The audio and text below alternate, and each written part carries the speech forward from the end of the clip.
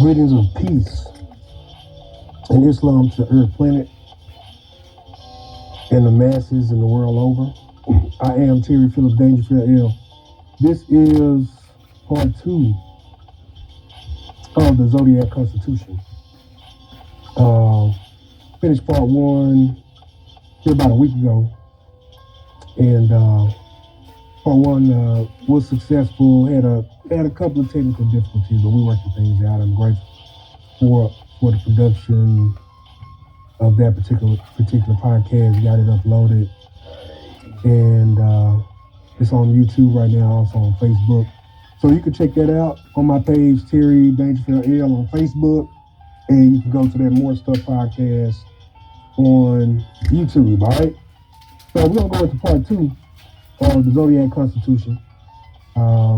This Constitution was established by the Most Honorable C.M. Bay back in the 40s. In the 1940s, he registered this document, as I said in part 1. He registered this document in the Library of Congress under Truth A1 222141, and under judicial protection as a legitimate law document to be referenced, to be used, printed out. It is Moorish law, which is the highest law on the land in North America. All right. This document is pretty much a scribe of, or a written out portion of nature's law.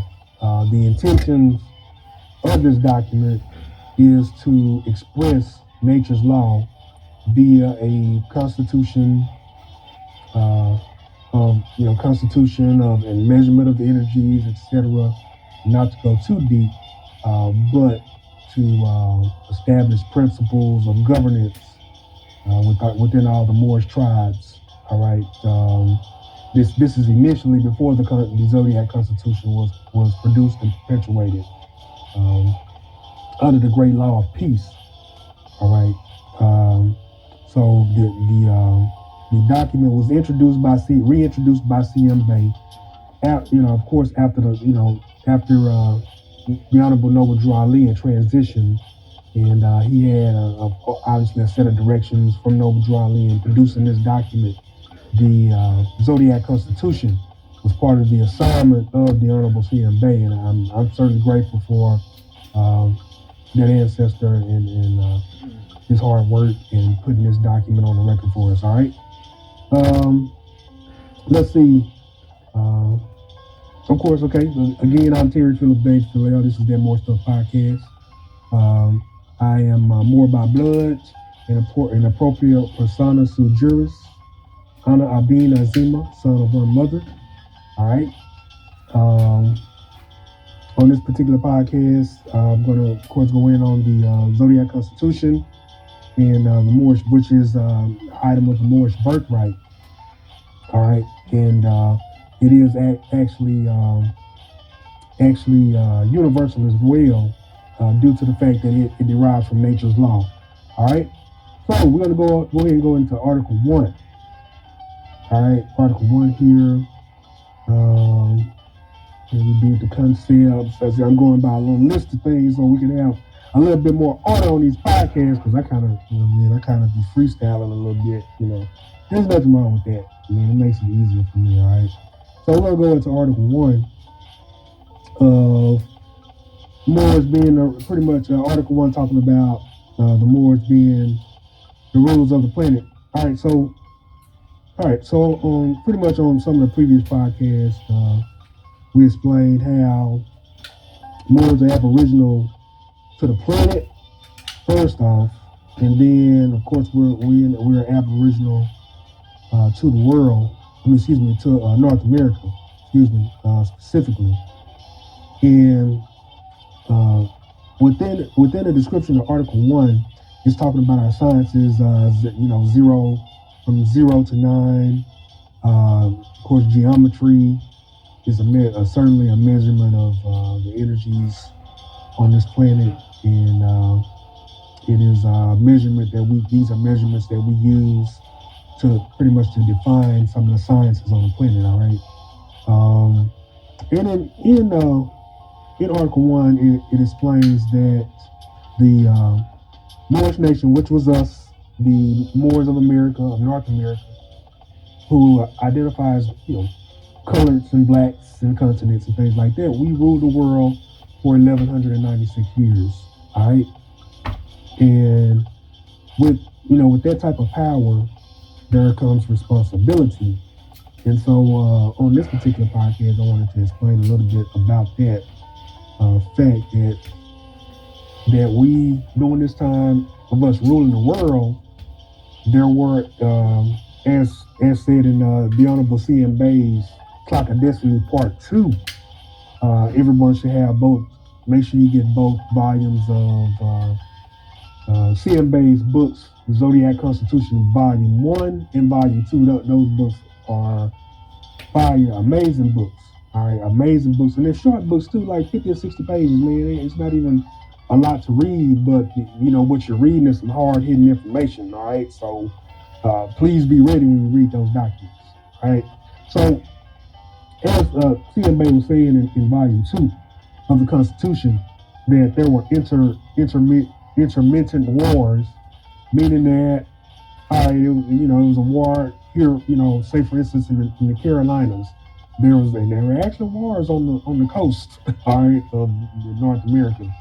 And so I'm gonna do a podcast on that, I'm saying, some Aboriginal wars, Aboriginal scuffles, and some scuffles with some of the European Moors and European Abians as well, right? Which we were called invaders. All right, anyway, so he was saying in the Volume 2, there are intermittent wars between, it means, a war here for 5 years, then we'll stop, there'll be a little bit of peace for 15, then another war for 20 years, you know what I'm saying, and, a little further inward in North America for some time, and a faction of us will transition due to war, and, POWs, etc. And then, be peace for 3 years, and another war break out for 5 years, and those are intermittent wars. All right. So these wars were mostly tribal wars between us, North America, and South America. All right, and then we had some invading type of scuffles over here as well. Which is Article 1 is explaining that we, essentially it was us ruling the world versus the European conglomerate or the European slave narrative versus the European slave narrative saying that 100 million quote unquote Africans was brought over here from the African continent and named slaves. All right, that's what Article 1 is essentially putting out. Also putting out the fact that we rule the world in the 7 seas. All right, and all that is needed for one to gather this information is to do a little bit of studying, meaning that you take a look in books and then you, on the flip side, you see where the United States conglomerate can prove or has proved otherwise, meaning tangible proof. Show us some slave ships, show us, of course, more documents with names, of your slave logs. You see what I'm saying? Showing, it should be now. If it happened the way they say it happened, there should be millions of names and millions of logs, which there's not, per my studies now. You all may have some other studies, but I'm still searching for those logs of millions of names because you keep names on your property if that's the case. Within the slave ship narrative that the Rockefeller school system perpetuates to us in the school systems, in some of the universities, in movies, etc., in the world over. All right. So that's Article 1 was real short, sweet, and to the point. Again, CM Bay did an excellent job creating a comprehensive approach to Article 1 and explaining it so eloquently and masterfully, all right, in a master's composition. All right. Also, to support Article 1, there's some more information you should look into. The Continental Congress, I wanted to mention this. Before the United States, before the United States was unionized, or before the United States came into perpetuation, essentially with the Judiciary Act of 1798, right around the beginning of, after the ratification of the Constitution, or after the Constitution was implemented for the United States. You had the Continental Congress. We've always learned about the Continental Congress before the United States was created, but no, we never really dug into it or asked any questions about this Continental Congress.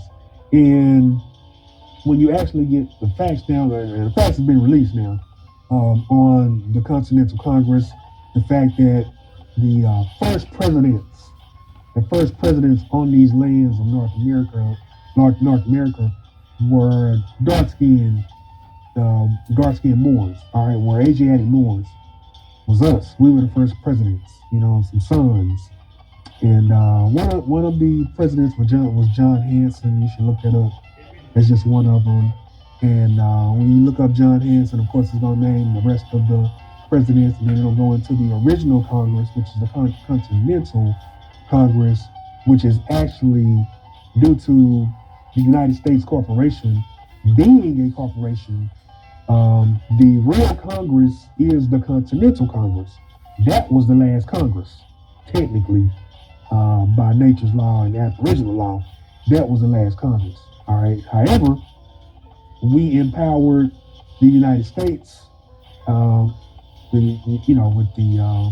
course, with the Constitution, which they got from the Great Law of Peace, and the Haudenosaunee Confederacy, the Iroquois Confederacy, is what we call it, is what it is. And so, therefore, because we empowered it, we supported George Washington with the adoption, with them adopting the Constitution and implementing the Judiciary Act, etc. Therefore, that makes us part and parcel to this said government. All right, makes us part and parcel to this said government. So their Congress is the Congress of the Union States. We use them as legitimate, constitutionally, as long as they're in line with the Constitution. Now, when they start doing amendments and getting away from the Constitution, well, you're starting to look, like a corporation, type, what I'm saying? You're going to get away from the Constitution, and that means that anything outside of the Constitution is not valid or it's void. All right. So by acting in line with the Constitution, or being in line with the Constitution, and abiding by the laws and the implementations of it, of course, you're more of a, you're acting as more of a government versus a corporation. All right, because anybody in a human body that claims their human body can implement the Constitution at any time and defend it, and also, of course, you have to abide by it, At any rate, that was just a little bit of information to support Article 1 of the Zodiac Constitution, all right? All right, now, Article 2, let's go talk about a little bit about the Moorish birthright via the surnames, all right? The El and Bay, which the L's and the Bays are usually in North America, or the North Gate, all right? So Article 2 that was a pretty short one too, short, comprehensive. CMB did a good job with this one as well, and also describing the fact that the 12 signs of the Zodiac in mathematics is our inheritance, is the inheritance of the Moors, all right? When it comes to jurisdiction, the fact that we are, all right, aboriginal to the land, we're bound to the continent by heritage, as said by the, what was that? Rex 84. I think the Rex 84 is pretty much the mandate by the U.S. government. You know what I'm saying? To shut down shut down the United States. You see what I'm saying? And also contain the aboriginals of the land. All right. You can look up Rex 84. All right. So pretty much, Article 2 is explaining jurisdiction. All right, about the bays and the L's, talking about the truth, talking about our birthright, and how far jurisdiction stretches in the land of North America. All right, and the fact that with the Moors, who identify as Negro, colors, and blacks, declaring their nationality. All right, as Moors are Moorish Americans descending from the Moabite nations or the ancient nations on this planet, that you are taking advantage of your birthright. You are declaring your nationality, protecting yourself under birthright inheritance, and of course, nature's protection. You're going to get nature's protection as well. All right, and so by declaring your birthright of Bays and L's, the Union States or the United States Corporation loses that particular jurisdiction over you versus claiming black when you claim black. Because when you're claiming black, you're not saying you descend from anywhere on the planet. All right. And simply put, let's give a good explanation on this. Now, that's, we don't want to, because listen, I claim to be black myself, erroneously, in error myself. So I'm no better than nobody. I'm we, us. You see what I'm saying? This is all of us together in this. And so we have an option, which is our birthright, to declare to the nations of the earth and navigating our proper as a proper perspective on the planet as proper beings per nature's law. This has to do with nature, because you are what your forefathers were, without doubt or contradiction. There's no arguing that.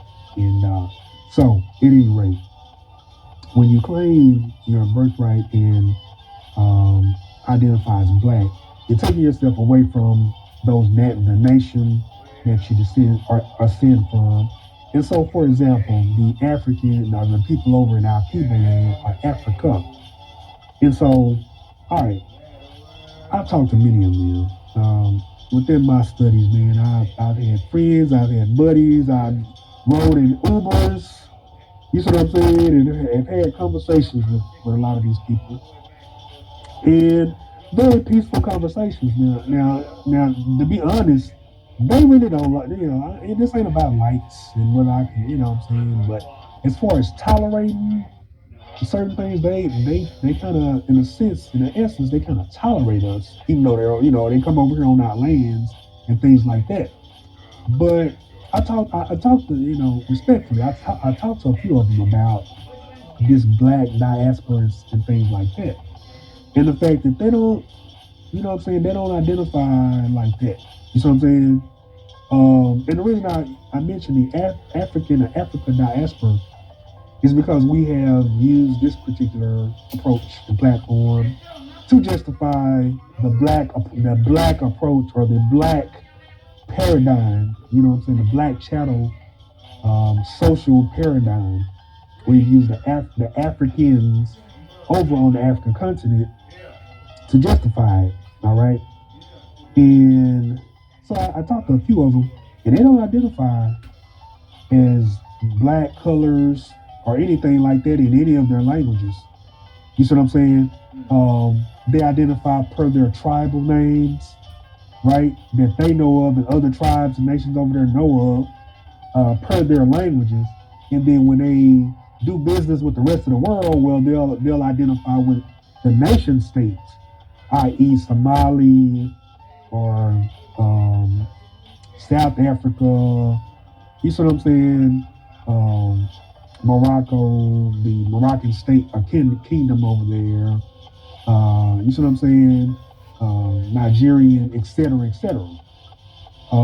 Which they identify that as a nation. You see what I'm saying? And not a color, and no one else on the planet identifies as such. All right. So Article 2 is pretty much explaining that with us identifying per our Moorish pedigree, through our birthright of the titles, which are Moorish titles, El and Bay, that you place on the last name, you know what I'm saying, after your last name, of the Norman or the chattel name, nomenclature, all right, El and Bay.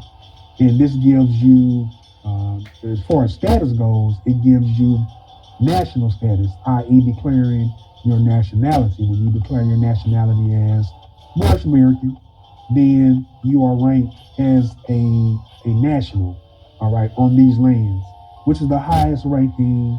It's the highest ranking politically is national, all right, i.e., nationality, all right. So this is what Article 2 pretty much explains.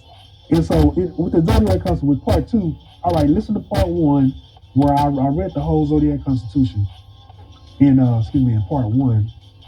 And so I would encourage everyone to go and download it. I downloaded it from offline. Or you can go to the podcast, that More Stuff podcast, on YouTube and listen to Zodiac Constitution Part 1. And you will get the whole, I read the whole Zodiac Constitution. You know, I just wanted to save some time for Part 2 and just discuss further what I discussed in Part 1, some of the things that, you know, it'd have been too long to discuss all of this within the Zodiac series, all right? The Zodiac Constitution series. So Part 2 is just to discuss more commentaries on the topics, all right? So finishing up Article 2, it's just simply declaring that the Moorish birthright is our birthright. You see what I'm saying? It's not anybody's birthright, meaning the Moors that identify as black people and Negroes. The Moorish birthright is our birthright. It's essentially what Article 2 is saying. And by declaring our birthright and accepting or navigating in our birthright, we have supreme jurisdiction, or the courts and the police don't have jurisdiction over us to do what they've been doing to us, although we'll follow the rules of the land and some of the rules, you know what I'm saying, implemented for, public safety. However, you don't have jurisdiction like that to be pushing us around and, you know what I'm saying, giving us 100,000 years for jaywalking. You know what I'm saying? You know, they could do things like this when you are identifying as a color.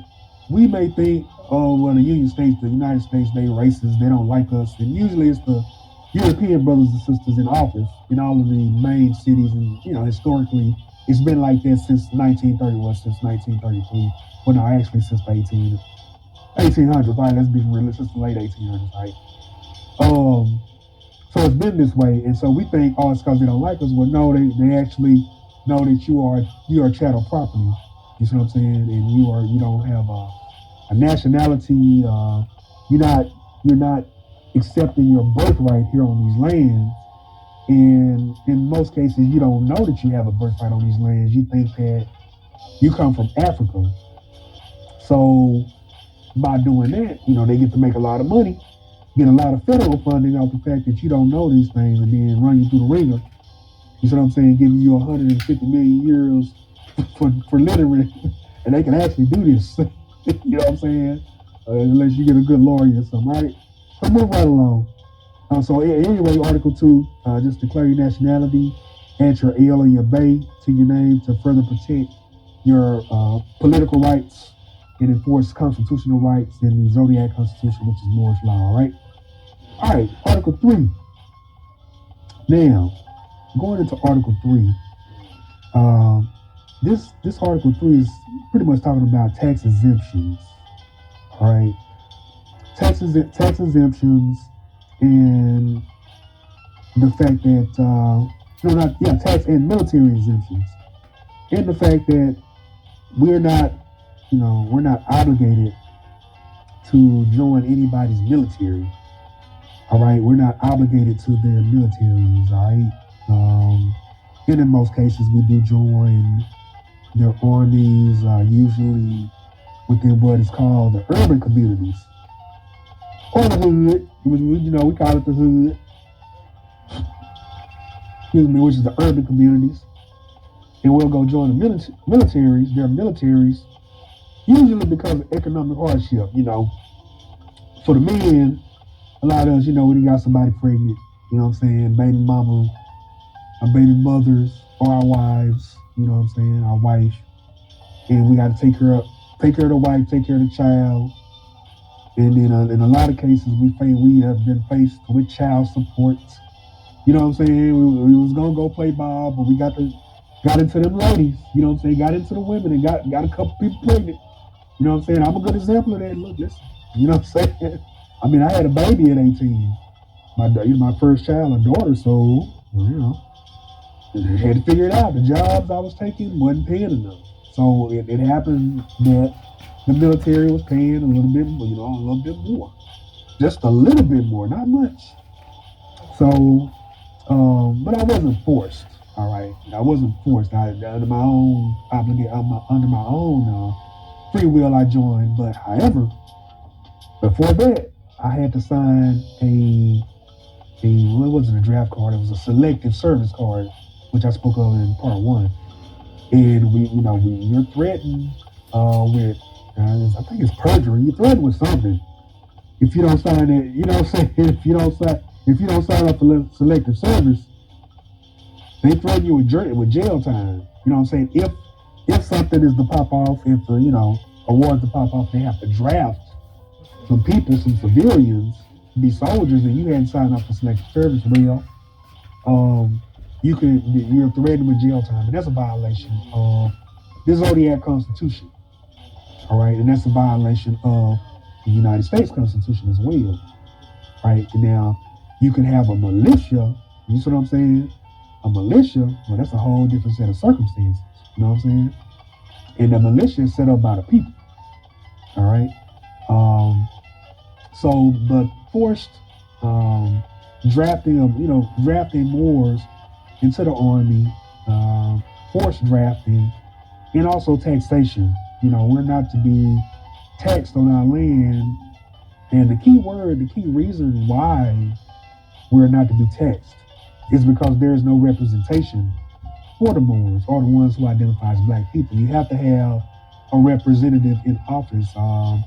There's a thing with diversity of citizenship. All right, and this simply means per your nation, you have a representative. All right, you see a lot of the historically in offices. A lot of the European nations the Europeans would have usually a European in office. And so you usually see them get remedy for certain things when they sue, you know what I'm saying? Or if something is, they're accosted by a cop or a cop does them wrong, well, usually the cop gonna get in trouble or they gonna get some remedy against, they don't sue somebody or something. You know what I'm saying? Somebody coming up off something. You see what I'm saying? And then historically, when we try to do the same, well, we don't get much from that. You know what I'm saying? You get sat down, so tell you, hey, you run around, go write this person. You get run around in circles. Go write the mayor, go write this person, and whatever. And usually nothing happens. Nothing will come from that. All right. So it's like, there's no representation. You have nobody to run to or remedy. So pretty much the Zodiac Constitution is explaining with this that here in Article 3 that we are tax non-obligatory, meaning that we're not obligated to pay taxes and not obligated to join any military drafts, simply because there's no representation. There are no Moors in office, all right, to represent the whole of the Moorish nation here in North America. Therefore, we're not obligated to those taxes, and they would have to have jurisdiction as well over us. And so if there is a Moor in office, well, we'll be the Moors of North America in their proper status would be compelled to pay taxes. All right, we got somebody in office just in case these cops start picking on us. Well, let's pay taxes to support this Moorish American. You see what I'm saying? Who's not claiming to be black, but is claiming her or his nationality, and is operating in their proper person. You see what I'm saying? And let's support this person in government that keeps us safe, that keeps our streets safe, that keeps us from being violated constitutionally. All right. So that's what Article 3 is explaining, and that covers the whole of Article 3 in regards to paying taxes to the foreign occupation and corporations. All right. So Article 4. Article 4 is I enjoyed this article here because I'm gonna tell you, it's pretty much just, saying talking about protections and adequate employment without forced obligation. All right. So what I enjoyed about Article 4 is the fact that in adequate employment for Moorish Americans.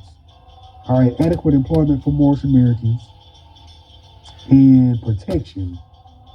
So when you're unemployed, this article hits big for me when about unemployment, because when you're unemployed, it's pretty rough out there. You know what I'm saying? And the way things are set up here in the government, which most of the citizens don't know much about. You know what I'm saying? The setup here, the actual setup prior to prior to the implementation of the Constitution for the United States, is that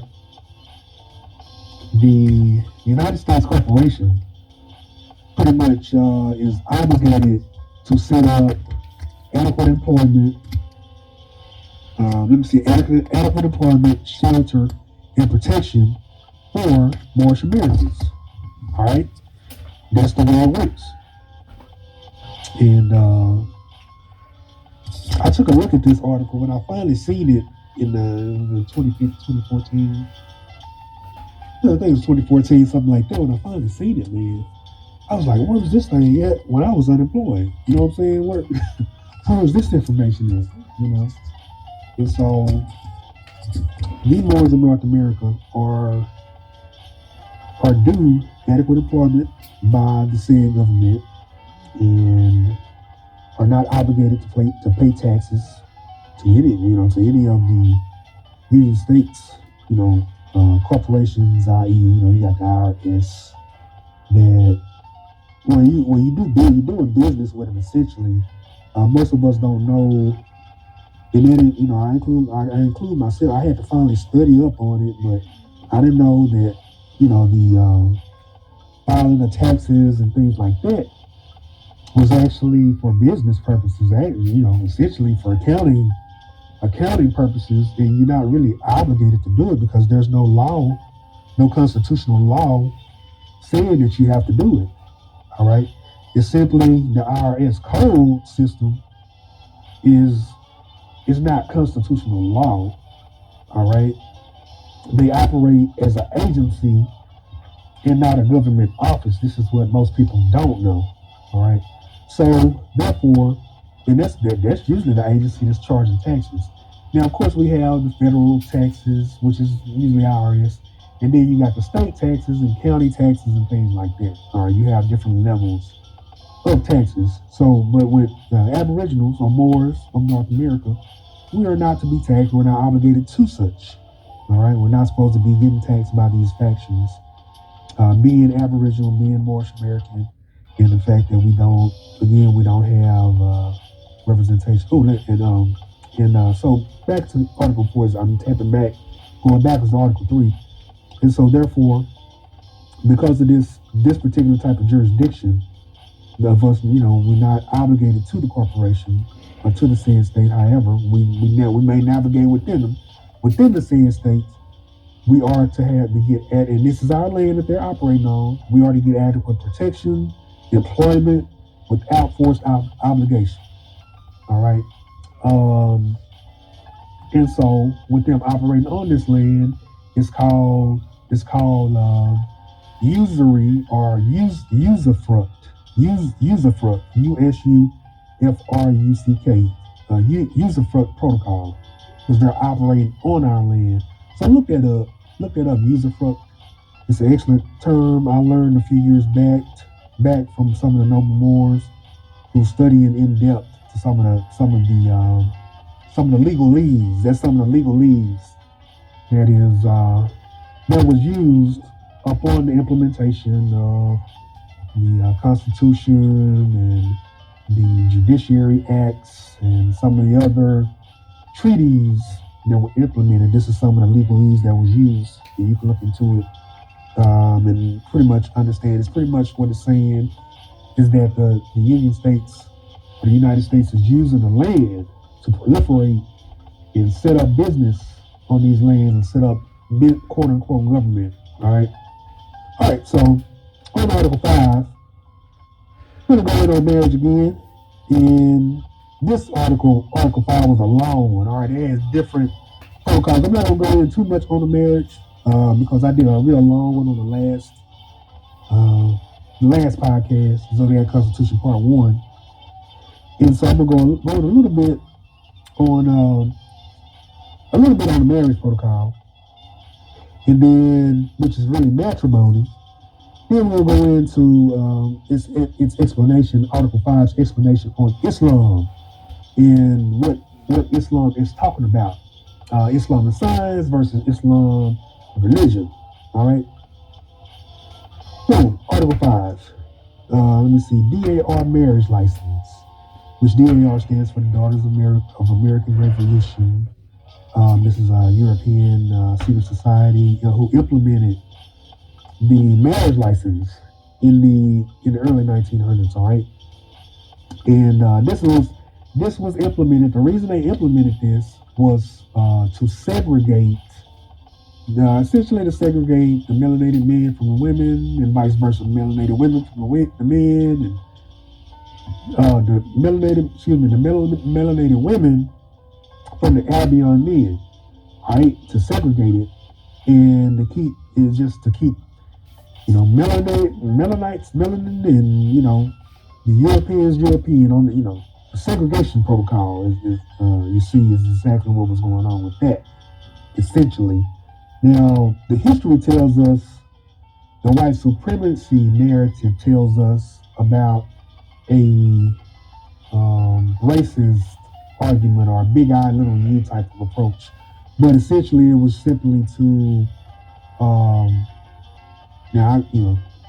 my studies are showing me, and it is shown through documentary that the DAR code systems from the Daughters of American Revolution were implemented, or the marriage license were implemented to keep the Moorish men, or the Moorish men who identify as black or Negro, from the European or the Albion women. All right, this is what the reason why it was done.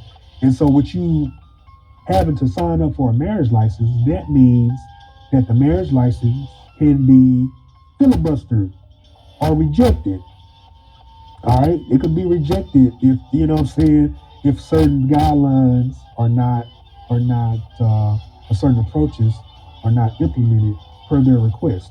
You see what I'm saying? Per their qualification protocol. All right, and this is how they kept segregation lawful, or legal rather, not lawful but legal, in the Union States of the United States here in North America. All right, and in its essence, not to be too long on this because I don't want to spend a lot of time on it.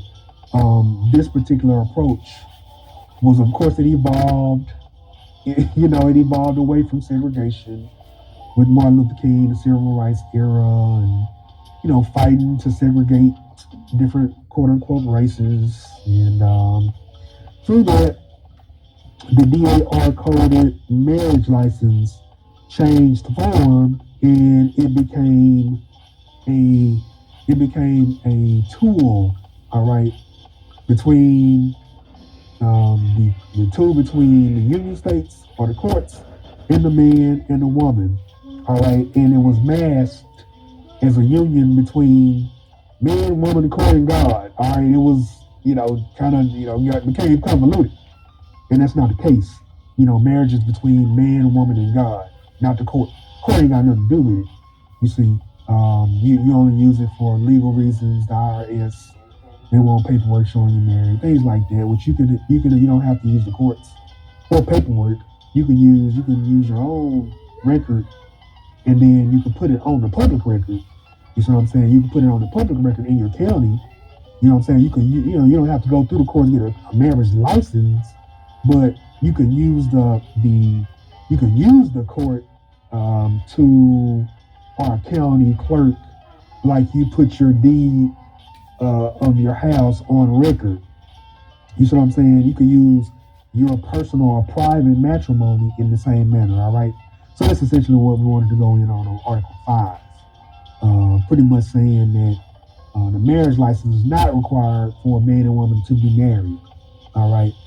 Per nature's law, per the Zodiac Constitution, per nature's law, once you cohabit, man and woman, cohabit or you are intimate with your husband or wife, or your girlfriend or your boyfriend or whatever, and that is marriage. And of course, then when and that results in a production of a child, a reproduction of a child. That's nature's law. That is marriage. All right. And so you may go through a ceremony to implement the sanctity of that marriage per your personal creator, etc., etc. All right. So these are the proper protocols per nature's law of matrimony, which the DAR called marriage. All right. Moving right along. The science, Islam. All right. Now this is Article 5 as well. And I'm going to take a look at Article 5. Just want to make sure I'm doing this correctly, because Article 5 is really, this may be the longest article, you know what I'm saying, when you check the Zodiac Constitution, this may be the longest article here. Article 5 and 6. Let me check here. Yeah, Article 5 is really long, man. Article 5 is the longest article. All right, in which it talks about Islamic science, marriage law, the supreme zodiac, you know what I'm saying, et cetera, et cetera. It's given out the 12 signs of the zodiac, talking about zodiac signs that are harmonizing, signs that are not in harmony, like the air sign, and the water sign, etc. So I went in on that in the last podcast. So this particular podcast, I'm just going to read a little bit about the science of Islam itself, based off of Zodiac law and the Zodiac Constitution. All right.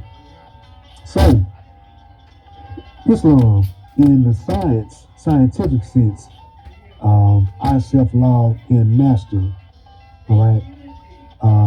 Essentially talking about the positive forces of nature. All right. And there's a breakdown with the acronym Islam, I self law and master. All right. So the I, let's start with the I. The I means from the creator of the universe. All right. The crescent moon and star represents mother and child from which you came. All right. So that's the I in Islam. That's science, and that's universal. It's not.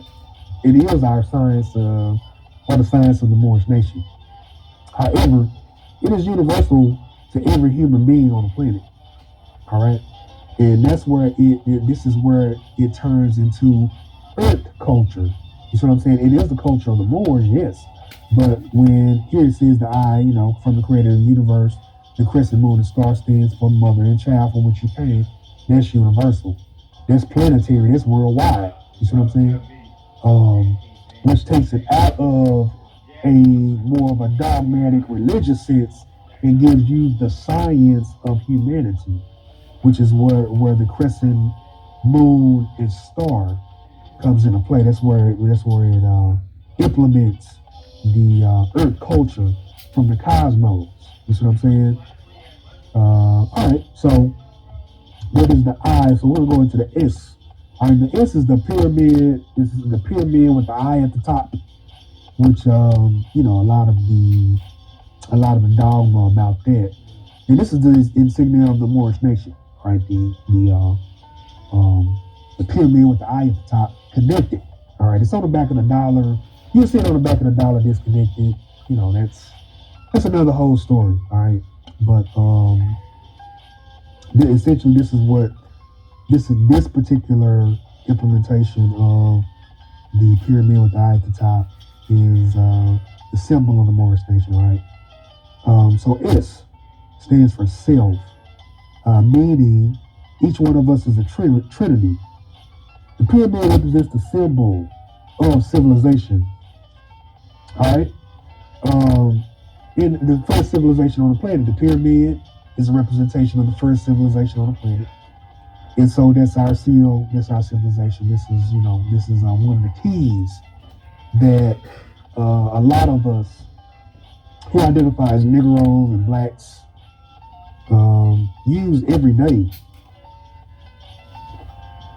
and usually, now I can explain for myself, I used to love dollar bills because when you're living paycheck to paycheck, you know what I'm saying? When I was living paycheck to paycheck back in the day, I had to have a lot of dollar bills. And so if I got $200 in dollar bills and I get, it's all dollars, I get it from my bank. Like I got a lot of money, you know what I'm saying? To spend it, it was just like a psychological thing for me, And so I was dealing with that part, but wasn't even dealing with the sciences on the back of the dollar that I use every day. You know what I'm saying? The eagle, pyramid, And so I never looked at it. I mean, I looked at it, but I never questioned it. I never looked into it until finally I figured it out. I started reading up on the science and reading up on our heritage, the Moorish science and the Moorish heritage. And finally cracked the code on some of this, All right. So going on to the next one, the acronym Islam. That was the S. So we made it to the I to the S. And so now I'm going to read the L part of Islam acronym and what the L stands for, all right? Let's see, all right. L stands for law. It means the length, angle, and width of cosmic energies that mark you, represented by the compass and the square, all right? And so the compass and the square is pretty much if you're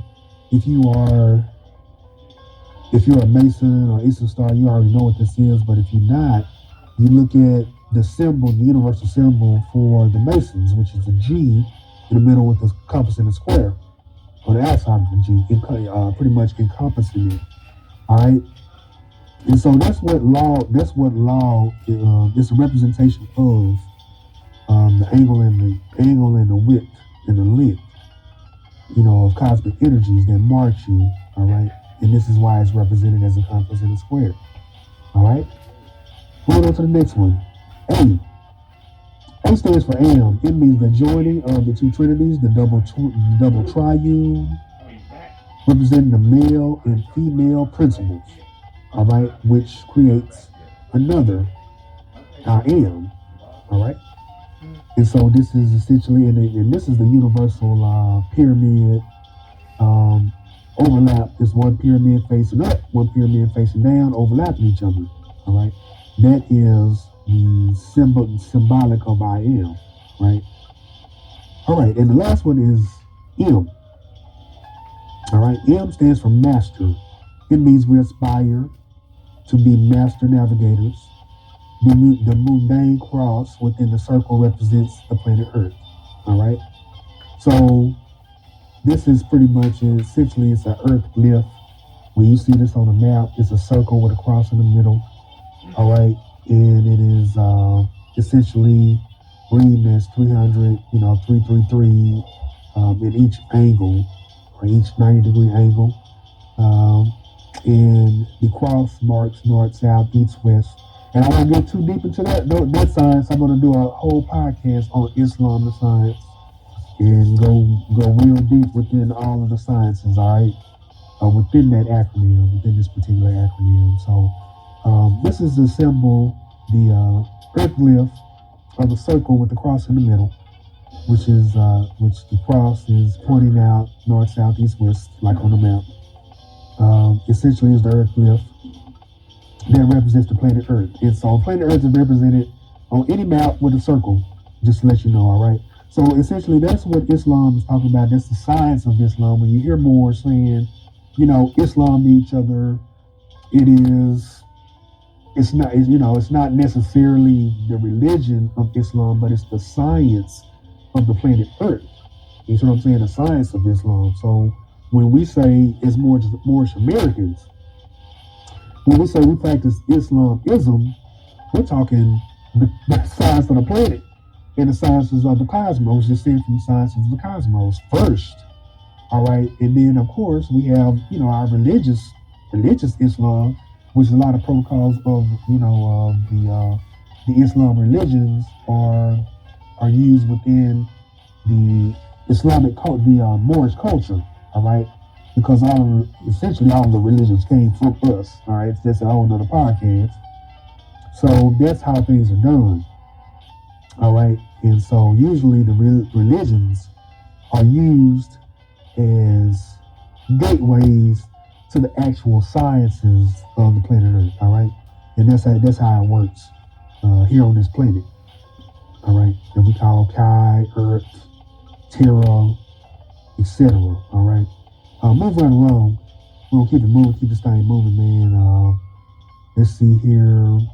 Now I wanted to do in-depth commentary on the zodiac sign connections and angle, but what I'm going to do is I'm going to do another show on the zodiac sign, and the name of that show is probably going to be Zudikus, the original science. That's probably going to be the name of the show. We're going to go into 12 signs of the zodiac, and I'll go into the angles and some of the harmonizing angles, some of the angles that don't harmonize, and why they don't, etc. So we're going to skip over that part for this particular podcast. All right, and go into Article 6. All right, because I don't want to take a lot of time. We're right at an hour now, so I want to keep these podcasts at a certain amount of time. All right, it's not to go over and go too long unnecessarily. All right. All right. Now, Article 6. Now, Article 6 and 7. Now, these particular articles, I mean, man, I think CMA did a fabulous job on these articles, man. I don't see how. I mean, he's illustrious, certainly an illustrious master of law, man. He compressed all of this information down into one paragraph, man. And honestly, it took me a lot of research. Personally, honestly, it might be me. I'm trying to get my intellect game up, You know what I'm saying? Excuse me. To where I can study better. And it took me a while, man, to digest the Zodiac Constitution and how CMA put it down and just research things and search and research and go over certain keys and concepts, all right? So Articles 6 and 7 represent that quite well from my humble sentiment or opinion. And so I'm gonna go into some of the reflections about Article 6. Now, like I said before, I've read the whole Zodiac Constitution in the last podcast. All right, so certainly go over to that More Stuff podcast on YouTube, Zodiac Constitution Part 1. You can hear that. You can hear the whole Zodiac Constitution. If you would like to listen to it, I would encourage you to read it, but you can listen to it if you don't want to read it, on my podcast, so on YouTube and on Facebook as well, all right? So, all right, Article 6. The Magna Charta customs and traditions, all right, they include statutory law versus zodiac law of nature, all right? So, pretty much, the Magna Charta customs, all right, CMA called this the Magna Charta customs, all right? And so, customs are adopted traditions or something that is adopted and may be altered. Sort of like the marriage, like we just talked earlier, the marriage protocol of the DAR, or the Daughters of American Revolution. That's a Magna Charta custom for them not to marry into the melanated families. That's what they doctored up for themselves, in their own personal freedoms and their own personal ascensions or growth, so they can navigate better socially with each other, with us out of the way. So this is what it looks like to me. You see what I'm saying? With us not in their way, they doing their thing. This is what it looks like. So this is what customs and traditions versus zodiac law of nature. Now, what CMA was discussing in this particular zodiac article, constitutional article, is that by separating, now, this is I'm not gonna get too deep in this, but nature's law of nature, planet Saturn only, if you do your research on planet Saturn and how it affects the human family, planet Saturn only recognizes male and female. All right, this is essentially what it does. Nature recognizes male and female, which of course there's levels to it, and so segregation. Let me see, how can I say this? Segregation of the human family, of course, it works against zodiac law. All right, but you know what I'm saying. Essentially, whatever brings peace to your nation, that's what you want to implement. All right, so if the European nations implement this with their people, they want only their people, well, that's their nation. All right, that's cool. And so, in the article, what Article 6 is saying, nature's law and traditions, the Magna Charta customs and traditions, you know what I'm saying, they can do their thing and don't really match, but as long as they're not violating the Moorish nation, then it's, zodiac nature's law, then it's cool. You see what I'm saying? This is essentially some of what Article 6 is saying. And within the zodiac constitution, with the great law of peace, you don't violate people's personal and traditional customs. So saying all that, I'm saying the segregation argument in the white supremacy was essentially kind of like pretty much a psyop. All right, it's pretty much a psyop, looking like it was racism, which it played to that. You know what I'm saying? It was in the interest of the Europeans to play with the racism thing, gave them some superiority. You know what I'm saying? The fact that people don't know nothing about their history, the ones that identify as Negroes, we didn't know nothing about Zodiac Constitution during the Civil Rights era. All right, and so the Magna Charta customs overtook them. I'm just saying the tradition, this particular segregation tradition, the traditions of running us through the ringer, saying, legally, civilly, the terror, kind of like just different tyrannical, constitutional tyranny that was going on, or the violation of the rights of the people. You know what I'm saying? Not being allowed to eat in certain restaurants. Just, the whole racism protocol, segregation protocol wasn't really about that. It was really about segregating segregating their nation of people away from our nation of people, or to keep them preserved. That's essentially what it was about. All right, and so, but just saying, zodiac law says otherwise. Zodiac law, nature's law, planet Saturn, not to go too far, planet Saturn only recognizes male and female, all right? So, I wanted to point out that particular distinction, all right? Now, get over to the great law of peace to emphasize pretty much where, let's see here, where their constitution comes from, all right? And as I said before, the Great Law of Peace is essentially the Haudenosaunee Confederacy. All right, it's founded by the Haudenosaunee Confederacy, and it is an oral constitution called you guys can do your research on this, or searching and research on this. It's called the Guyana Shawan. No, wait a minute, hold on. I might be butchering that up, excuse me, but the Guyana Gawa. All right, and that's the correct name for the Great Law of Peace. All right, and so let me read an excerpt out of Article 6 here. All right, the Moors, Um, Evermore, the Bay's elves must be guided by this Constitution and book, clock of destiny. Do that which is right by reason and have respect for the white lawmakers and citizens of the Magna Charta Union Society of the 50 states in order to demand respect for them. All right. So I just wanted to read that little bit of excerpt in regards to this. All right. So essentially, the Great Law of Peace is talking about respect for every nation on these lands of North America, in North America. All right.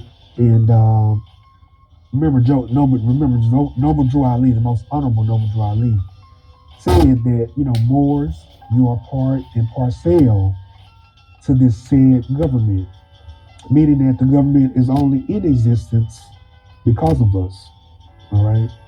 And so with that, that Noble Drew Ali put down and what C.M. Bay is saying here in the Zodiac Constitution, he's saying honor the quote unquote white lawmakers or, the corporation, not necessarily honor them, but, respect their rules and regulations. You see what I'm saying? That way they're, of course, forced to respect us, from a social perspective. And when they're not respecting us, then we have to do this, what you call pull rank.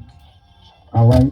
This is what you call pull rank. And pulling rank, all right, essentially it means, now I was a military, I was in the military, as I said before, and I got up to the rank, what they call E4, all right, or what they call specialist or E4, and I elected not to go up to sergeant, you know what I'm saying, because I had other things to do in this life. So when it comes to pulling rank, you may have a colonel, right? A colonel and a sergeant. And the colonel, say for instance, the colonel and the sergeant go out for lunch. All right? Colonel and sergeant out for lunch, they having a steak dinner and talking military business or a chicken dinner or something, or some veggies and discussing military business. And so they have a couple of drinks. The sergeant or the regular sergeant, get a little comfortable and start cussing at the colonel. Well, the colonel is still a colonel. You know what I'm saying? Whether he in civilian clothes, he or she in civilian clothes, or they, or in army or in military attire. You know what I'm saying? Or marine attire or whatever. And by pulling rank, they can check that soldier and correct the sergeant. Sergeant, you're a soldier. Don't talk to me like that. Stand at ease. Shut up. And the sergeant better shut up, or you're going to get in a lot of trouble. That's essentially pulling rank. All right, so saying that to say that, we can respect the rules of the United States, or the United States Corporation, etc. as Moors, because we're for peace. We're not at, the Moorish nation of North America, essentially the declared Moors, we're not at war. We're for peace. So we're not at war with the United States or the United States Corporation. We know that they're doing what they were chartered to do, and they are actually overdue. They went past their charter of 50 years doing business. That's another story. But at any rate, despite that, we're not at war. You know what I'm saying? We're a nation of love, truth, peace, freedom, and justice, as prescribed by Noble Drew Ali.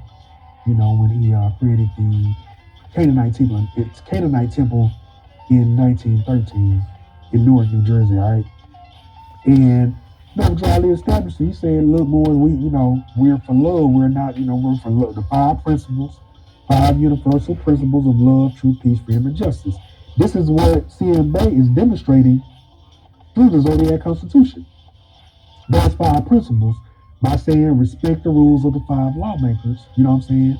And some of us, some of us is like, some of us that identify as black who are Moors, they say, why should we respect them when they don't respect us? You know what I'm saying? We get all this time in court, they always putting us over, they always messing with us. You see what I'm saying? And I would reply and respond to you, well, you got a whole heritage, your Moorish birthright, which we usually your Aboriginal birthright, which is your Moorish birthright, and all other birthrights within it, which normally and traditionally and historically within the last 100 years we ain't did nothing with. All right. We got the Zodiac Constitution here to enforce, which is judicially protected in the Library of Congress to show to these people that's doing this to us. We have yet to do that as a people. All right. We have remedy if we choose to use it. All right. And that's essentially the answer to all of that. You see what I'm saying? And so with us having this, and this is a firepower, this is a force. The Zodiac Constitution, we're not even talking about the Moorish treaties, the Treaty of Peace and Friendship. We ain't even talking about that. There's some other treaties as well that we can use. All right, and you can do your search and research on that. Moorish treaties. You Google that. You know what I'm saying? So essentially, when we're told, when we're directed by these honorable ancestors who brought the Zodiac Constitution, of course, the Honorable Noble Drew Ali, who brought our whole heritage back to us, and he tells us that we are part and parcel to the said government, and to respect respect the rules and the regulations and things like that, because we're peace and we're not for war.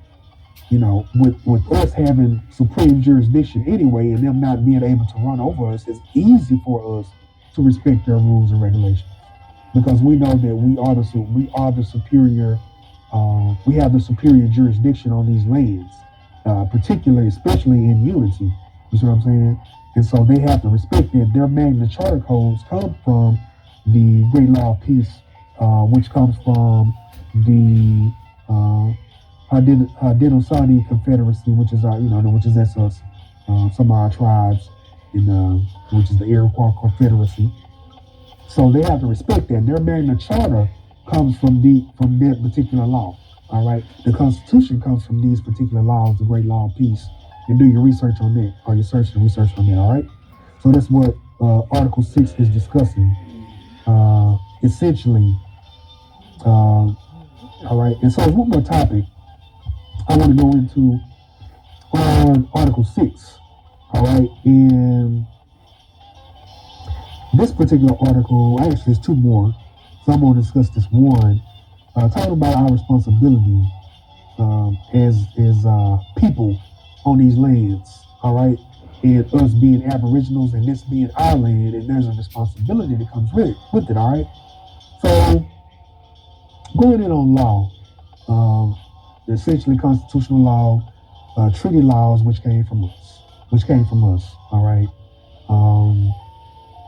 We're supposed to know these laws. We're supposed to, now look, I know it's a lot of programming that is happening. There's a whole lot going on.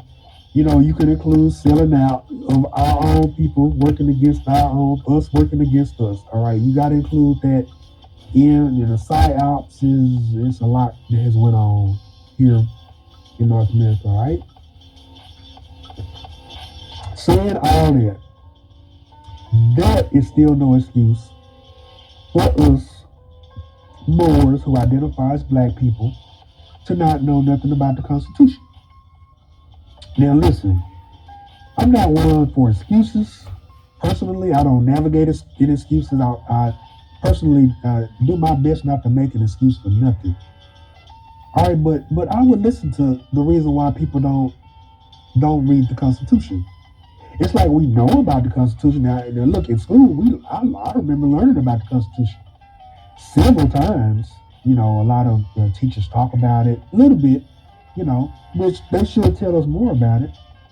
But they tell us a little bit about it, and usually when I learned about the Constitution of the United States, it was giving power and paying more homage to the European sons or the Albion sons, or who they call the forefathers of the United States Corporation. All right, so we know about the Constitution because most of us are in the Union States school system or the Rockefeller school system, so we know about it. We know it's the supreme law of the land. So why don't we use it? Why don't we read it? Why don't we even deal with it? All right. For example, every year during voting season, you have different factions. All right, you have the president, the presidential voting. You have the mayors. You have the sheriff you vote for, and there's this big phenomenon about voting. You know what I'm saying? Um, I think this was years back in the early 2000s. You had on BET. You had a lot of the R&B stars and rap stars talking about vote or die. You know what I'm saying? They had that phenomenon, and that was cool. Look, they were encouraging the melanated people to be more civic and get into civics, law and civics. And that's cool. Look, I'm not passing judgment, at all. I'm simply talking about what was going on when it happened. And so, you tell all these people to vote. This is what I noticed. This is after now look, I participated too. I voted for Obama, and you know what I'm saying? And I thought about voting for Bill Clinton too. You know what I'm saying? I did my part. I ain't talking about, like I'm separate from everybody. No. Me too. Voting to die.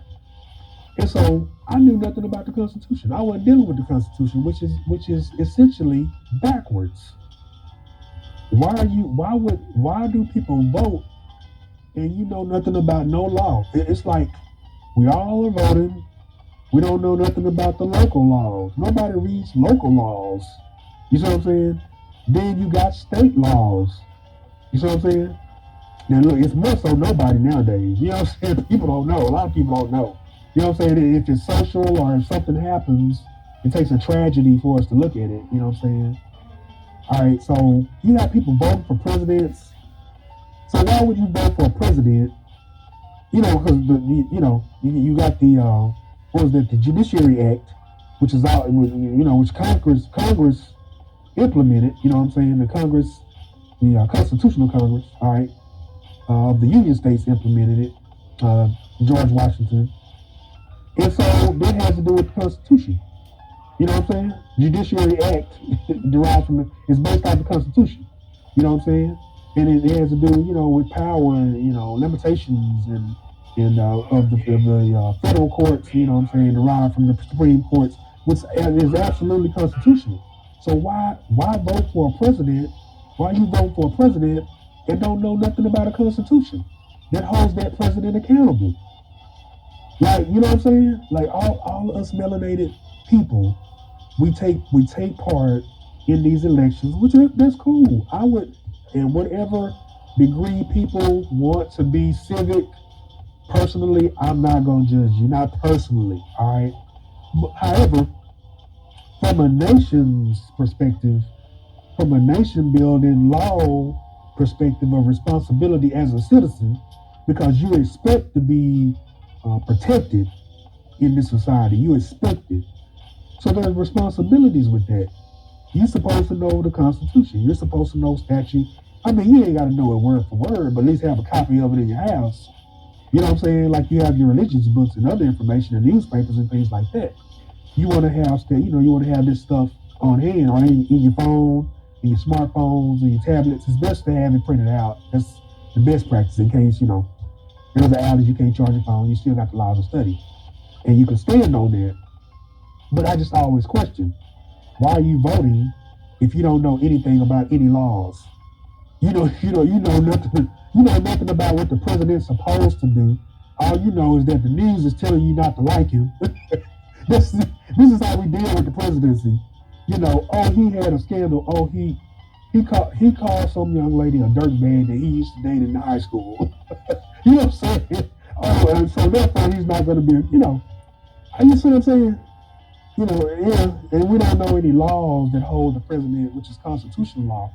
This holds the president fully accountable. It talks about a president. It holds him fully accountable. He can get in some trouble if he violating, you see what I'm saying, constitutional rights and violating the Constitution. The president is held accountable. And the Congress as well. So I'm saying all that to say and to encourage the melanated family, the Moors, to when you decide to take place in the Union States voting process or the United States voting process, you're supposed to know constitutional law. You know what I'm saying? You're supposed to know what you're doing. You know what you're talking about. You're supposed to know what that president is supposed to do from the rooter to the tutor. This essentially is all Article 6 is saying, all right? So, essentially know the law, know that the superior law and the superior jurisdiction goes to the melanated family when you're in your proper birthright jurisdiction as a Moorish American, as an Aboriginal. You see what I'm saying? Of North America. You're in your proper jurisdiction as a national. All right. And so as a national, we respect the laws of every nation on this land, and therefore every nation on this land must respect our law, which is the Zodiac Constitution, Great Law of Peace, the treaties, the Treaty of Peace and Friendship, all right, between the Moors and the United States, etc., etc. All right.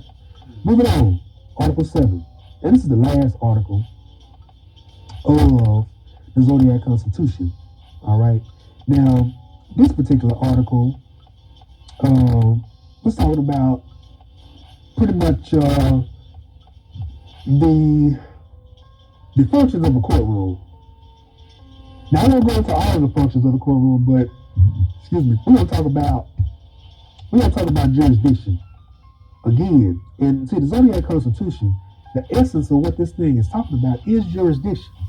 All right, and when it comes to jurisdiction, that is a vehicle of protection for the people. You see what I'm saying? From tyrannical government. This is what jurisdiction is. This is jurisprudence at its best. Is what I call it. That's my opinion of it. All right, which is the essence of law, and it's jurisdiction, meaning that if you're not in this family, you can't come in here and just start doing things to us. You know what I'm saying? You have to, we have to do something to you. That family has to do something to this family to at first unlawful to gain jurisdiction. This is essentially what it's saying. All right. So Article 7. All right.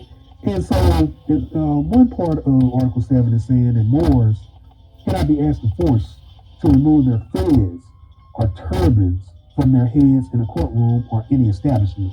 All right. So, we know what a fez is. Those of us that are, you got those in secret societies, Masons, Eastern Stars know what a fez is. It's the bucket-like hat with the tassel on it. Similar tassel on your graduation hat, pretty much, all right? This is where the graduation hat comes from. It comes from the tassel and the fez, all right? So this is the fez of the Moors. And when a Moor, and a turban as well. We know, the quote-unquote Arabs overseas who the United States call insurgents. They're Islamic people, so religious Islamic people wear those turbans. They wear our turbans, all right? And these are the turbans of the Aboriginal Moors over here in North America, all right? That's our heritage, all right? Theirs too. We're a world empire now. You know what I'm saying? The Moors are a world empire, but, however, here in North America, that's our heritage, the turban and the fez. And so this item cannot be asked or forced, not even asked. They can't even ask us to remove our turban and our fez. This violates our constitutional law. You know what I'm saying? You're not to violate our customs and our laws, all right? And because this is a national headdress. You see what I'm saying? It's our national headdress. It's our religious headdress. It's so much. It's our lineage. It's our heritage. Our forefathers fought for these rights. You see what I'm saying? And it's a whole nother topic. However, in the Union States or United States courtroom, even the Supreme Court, all right, this starts with the Supreme Court. All right, we ain't even talking about little driver's license agencies. All right, in a Supreme Court, a magistrate may not ask a Moor, you know what I'm saying, to remove their fez or turban. All right, and the fez and the turban belongs to the Moorish nation. And like I said before, like the Zodiac Constitution is saying, supreme jurisdiction goes to the Moors. These are our lands. You know what I'm saying? And the Judiciary Act, going back to that, I would encourage everyone universally to study the Judiciary Act of 1798. All right, just read a little bit of it. It's super long and boring. All right, but just read certain points in it, and it's pretty much talking about um, the the um, the substantiation of the federal court system and the lower courts from the Supreme Court. All right, it all started with one Supreme Court. All right, and so it's just pretty much discussing all that information. And so when when the Zodiac Constitution says that Moors cannot be asked or forced to remove their fez and turbans, man, that's law. That's Moorish law. You see what I'm saying? The Supreme Court is under obligation of Moorish law. You see what I'm saying? Now, look, hey, anybody can prove that wrong. If you can prove that wrong, that More Stuff Podcast 013 at Outlook.com. Just, hey, prove it wrong. I'll listen. You know what I'm saying? And for any of our melanated people saying, go try, you're going to get, hey, look, say that don't mean it ain't law. You know what I'm saying? The Union States is violating Moors in their fans. Yes. Why is that? Because the Moors work against each other. That's why. We know why. Melanated people work against each other for the Union States. For a little bit of money. All right, let's be for real. So we can get our little chicks. We work against each other. So that's a whole nother story. I ain't here to convict nobody, but we usually hear that when we talk about, the power that the Moors derive from. We'll hear those comebacks and, those pushbacks, particularly from our own melanated Moorish people. We'll hear that because they like their chicks, and I ain't got nothing for them. It's cool. You like your agent check. You feed yourself. Look, I ain't feeding you, so you figure it out yourself. But I'm just saying, we all in our lanes. All right, and the Zodiac Constitution is law. That's it. That's all. This is Moorish law, and the Supreme Court is obligated to Moorish law. The Zodiac Constitution, which is judicially protected under the United States. It is judicially protected in the Library of Congress. So saying all that, move right along into Article 7, and this is powerful, man. And when I read Article 7, man, I was just so excited about that because over the world, when we wear our fezes and turbans, it's very honorable. You get a lot of respect. You know what I'm saying? Through my years, I've been in the Moorish movement about 13 years, conscious of Aboriginal law and the Moorish law and our movements and some of the ancestors and some of the elders in the movement. And I tell you, when I wore my fez, I've been to a courtroom, I've been to churches, which, CMB, he tells us not to do that, you know what I'm saying? In his books and in the Zodiac Constitution and Overdry Lee, they don't really encourage it, but I've been to churches in my fez, and I've been to, several quote unquote government establishments and even foreign establishments, and man, you get great respect. You get respect, you know what I'm saying, for wearing your headdress. As in your proper person per your lineage, versus just calling yourself black people. You know what I'm saying? And so I would encourage everybody to just study more on your heritage, your Moorish heritage, and learn of it.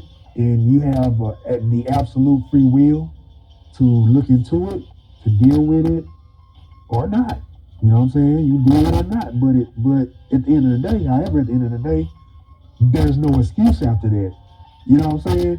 After you got options. That's your lineage, that's your heritage. For whatever excuse you don't want to deal with it, well, that's your business and that's your choice. And but then you don't get to point the finger at the pale skinned Europeans no more. You're gonna stop pointing the finger and acting like a victim. They brought us over here on the slave ship, victim type. You know what I'm saying? They hurting us. You don't get to point the finger at them because you got your superior lineage to everything on the planet, including the United States Society Protocol, all right? However, in our proper person, we're to respect the rules and regulations of the United States, all right? Per the Zodiac Constitution, Emperor Noble Drew Ali, Most Honorable Noble Drew Ali, under the protocols of love, truth, peace, freedom, and justice. All right. So, and here's another nugget here, another little nugget here I wanted to explain. When we're in a courtroom, just say for instance, all right, a Moor is presenting or representing another Moor in the United States courtroom. All right, a jurisdiction has been established.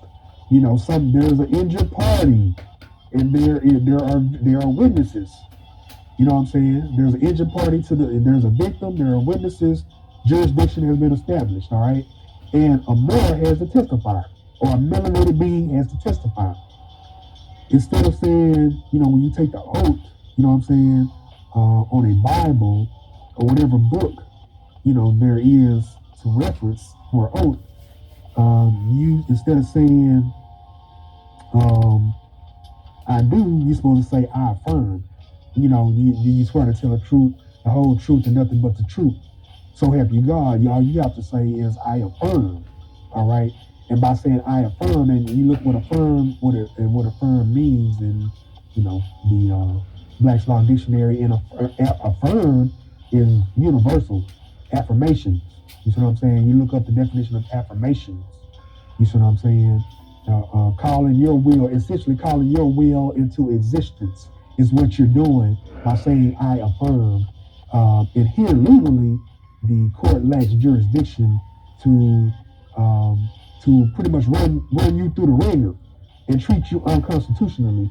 And they even lose jurisdiction when you say this. As a Moor, when you say I affirm.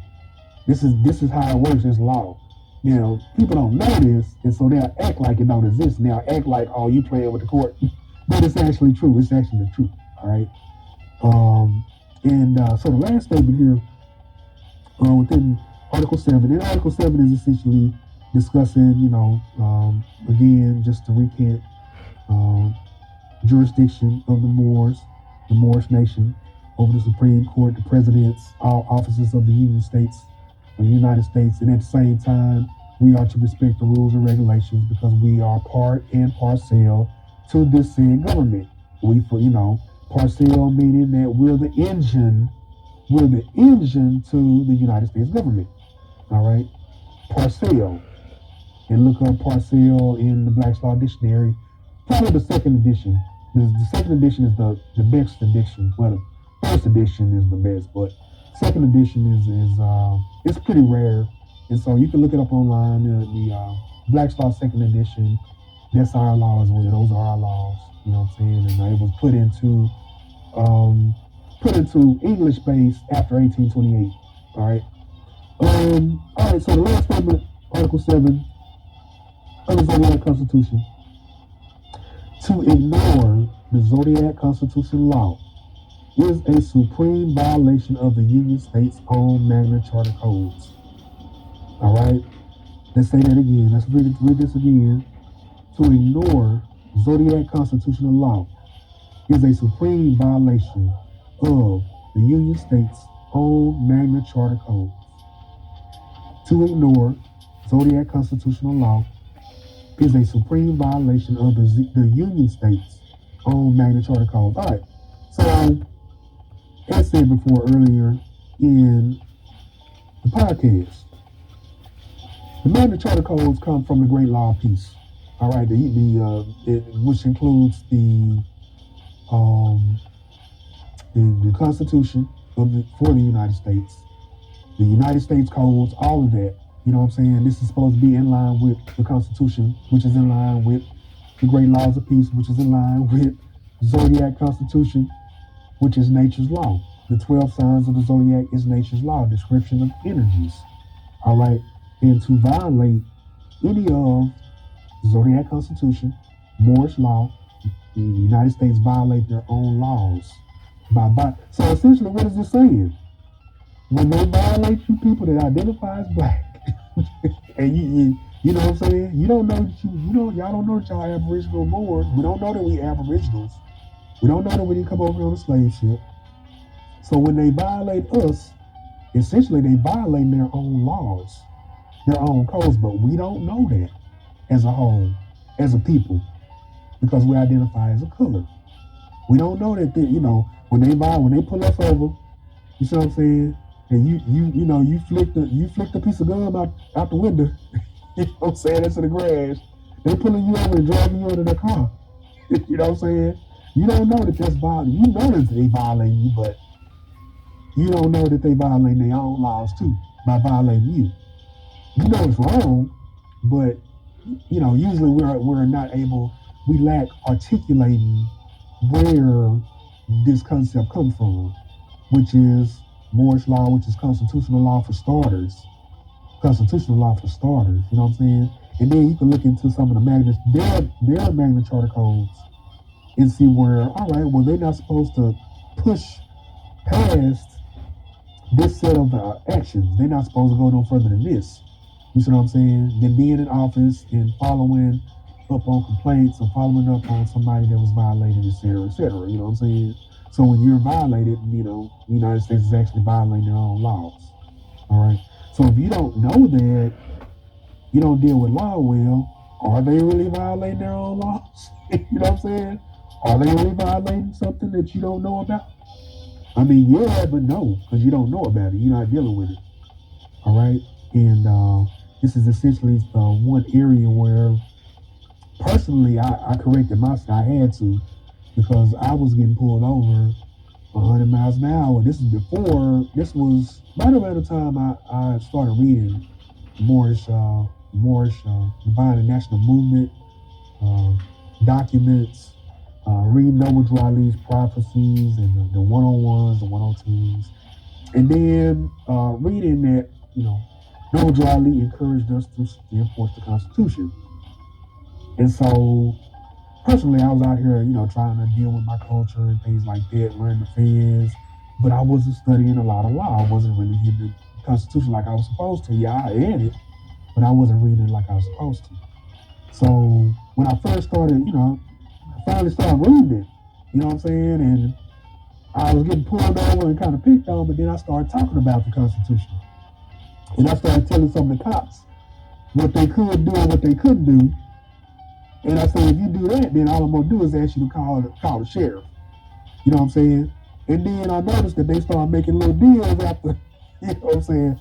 This is a lot of time, not every time. All right, I got a couple of tickets now. You know what I'm saying?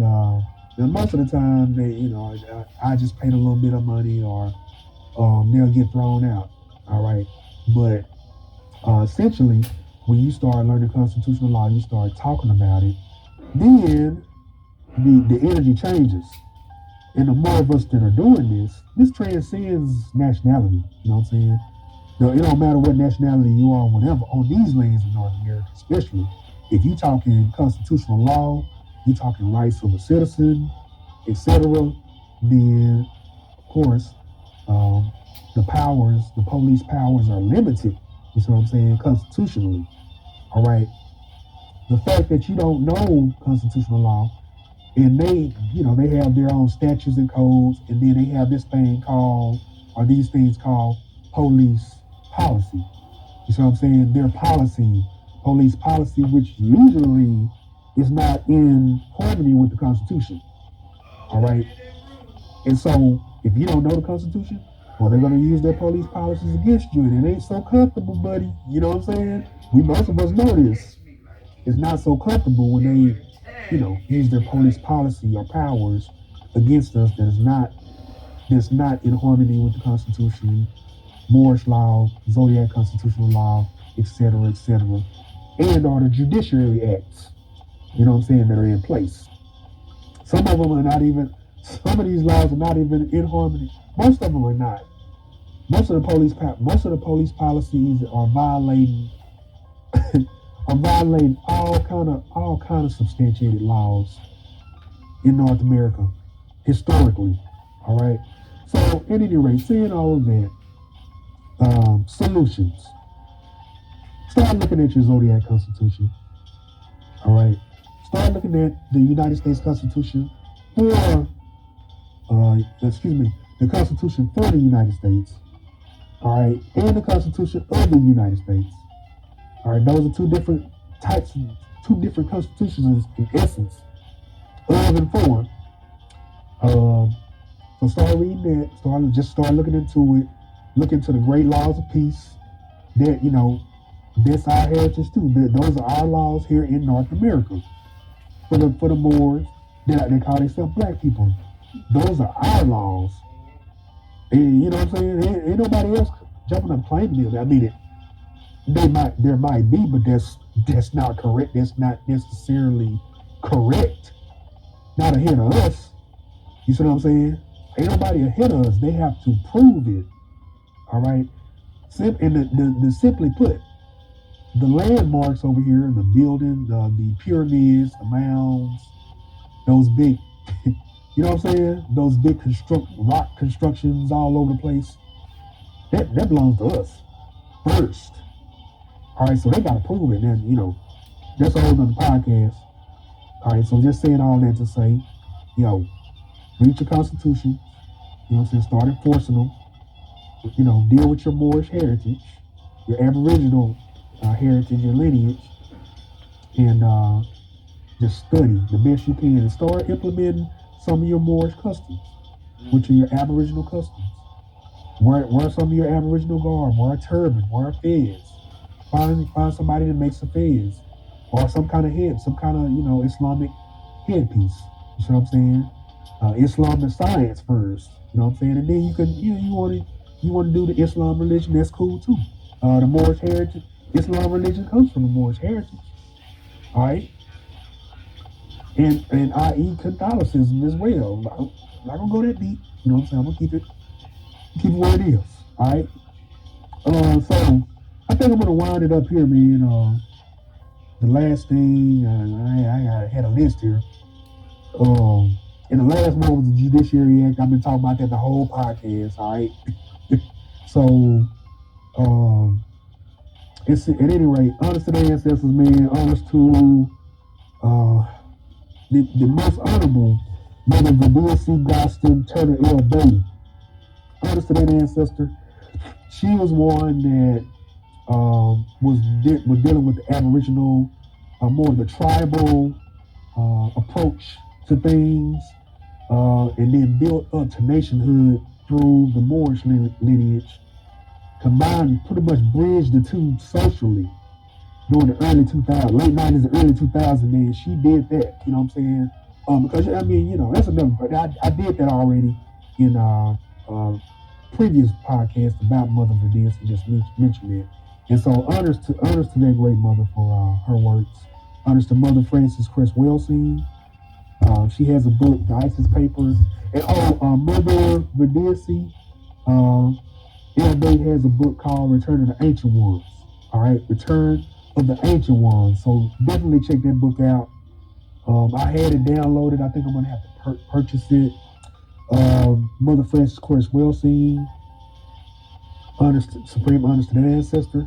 She has one book of hers is called ISIS Papers. That's a great book. I personally read that book, and I'm telling you, man, that book. This is before. It was right around the time I woke up to the Moorish heritage. But I tell you, man, that book did something for my life. You know what I'm saying? It gave me a lot of confidence as a Moorish son or a melanated male. You know what I'm saying? In this particular society. So, at any rate, I recommend that book. Supreme Mother is the Mother Fannie Lou Hamer. Strong ancestor, strong mother, excuse me, during her time here on this plane. And she spoke up. She used to talk about higher power, the creator. She used to speak metaphysics, and she used to talk. She used to make it so simple.